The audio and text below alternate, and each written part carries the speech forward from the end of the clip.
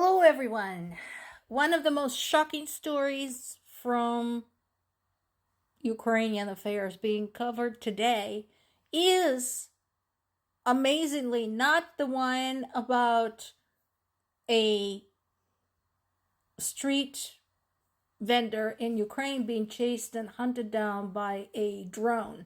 No, it's this one. It's about a Russian soldier in Crimea who opened fire on his fellow soldiers and civilians. A Russian soldier in Crimea killed one of his fellow soldiers and wounded another before shooting civilians and killing three of them. Three other people were wounded. They're saying the attacker has been arrested. This happened in the Crimean city of Sevastopol, one of the biggest cities in Crimea.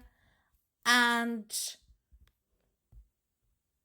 they're saying all circumstances and causes of the incidents are being established, such as that Crimea was being illegally occupied by the Russian troops, who have no business being there, that Crimea is currently virtually cut off from everything, including civilians who are trapped there. There is still the Kerch Bridge, as I mentioned yesterday, that Ukrainian military left open should they decide to leave.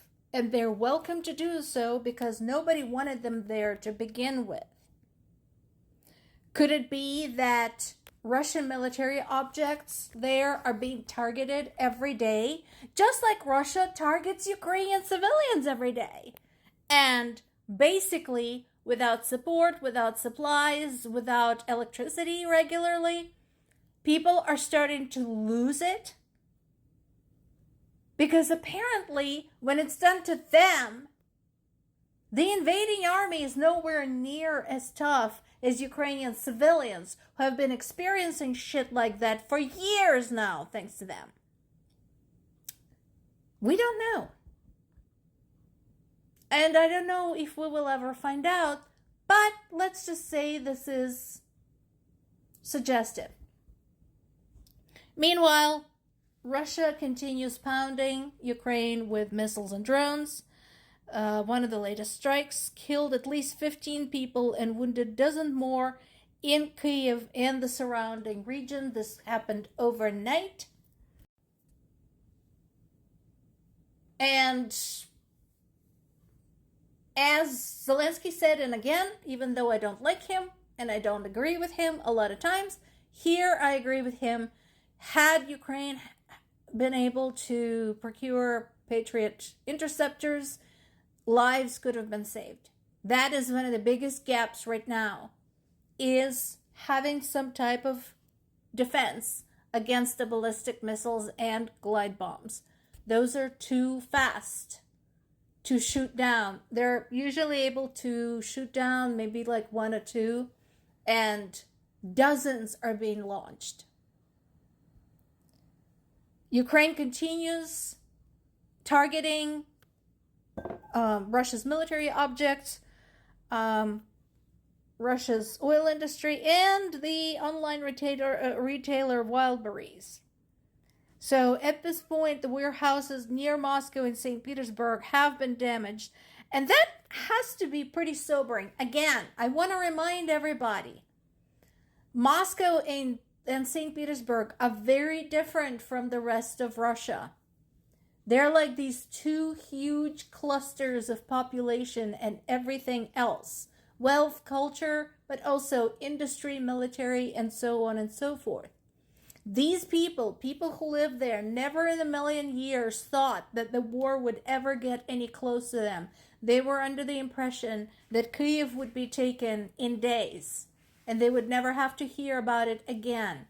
Not only did that not happen, and they continued hearing about it for now 4.5 years, but suddenly this shit is happening on their doorstep. And because they have been brainwashed, they can't understand why. I keep seeing messages from Telegram saying, why are Ukrainians so mean to us? we understand, something is going on there in the West, but what does Moscow have to do with it? It is like that, folks. I wish I was making this up. I am not making this up. I am absolutely 100% serious.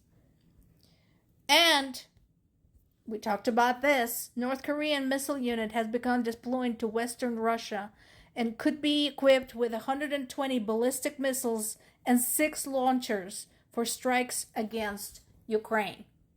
Again, I've been saying this over this entire time for years now. One of Russia's advantages is that its allies are, no bullshit. They don't dawdle. Russia says, I need 30,000 men. North Korea delivers. Russia says, I need training grounds from my army. China delivers. Russia says, I need some place to sell my oil. India delivers. And now, again, as if we didn't have already enough problem with ballistic missiles, North Korea is giving them more. 120 ballistic missiles in the war math. That is roughly a week's worth, I want to say. Usually they launch about 20 of them at a time, 20 or 30 at a time.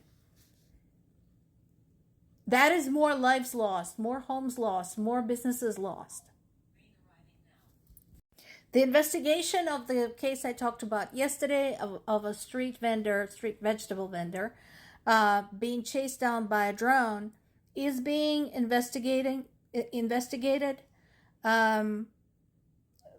including by the Ukrainian police. And yeah, everybody agrees. This is just another part of Russia's campaign to terrorize civilians. This doesn't surprise me at all. And they do it across the board. They have no problem launching ballistic missiles at cities.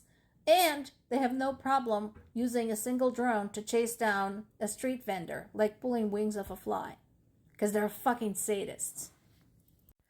And speaking of which, not only are they sadists, but they're also liars.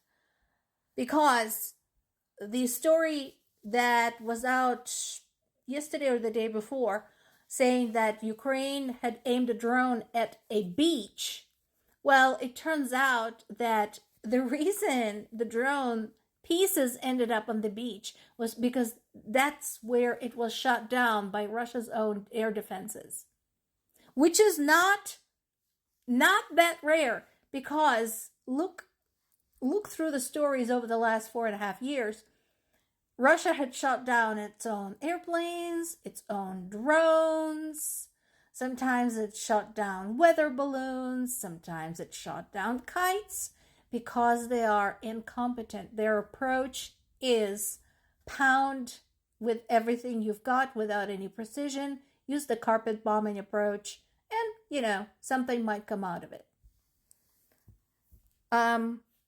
Another story, again, very tragic, is the funeral of a student, Vitalina Yarovenko, who was killed helping survivors of a Russian attack on Kyiv.